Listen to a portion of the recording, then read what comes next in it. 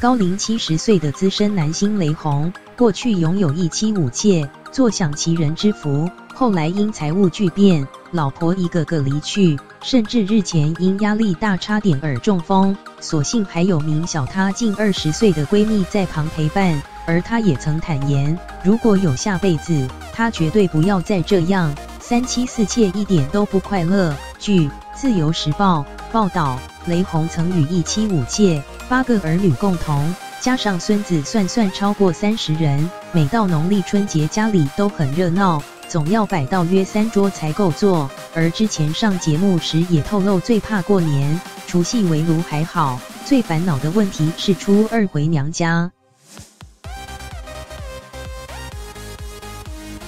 而雷洪也坦言，要跟老婆讨论回娘家的事情根本不可能，没办法光明正大，因为绝对会翻脸，只能想办法偷偷回去。更笑说他应该是圈内最期待开工的人，最好初2就开工，因为这样不用面对回娘家的问题，不然就只能装病来逃避陪老婆们回娘家。但也感叹说，如果有下辈子，他绝对不要再这样了，3妻4妾一点都不快乐。不过，雷洪2016年因其中一位老婆晚期获惨赔6000万元，只好出售豪宅纾困财务危机，之后接拍戏剧努力还债，但老婆们却因他财务巨变，目前都已经离开他。但他也自曝现在还有一名约50几岁的闺蜜陪伴，并不寂寞。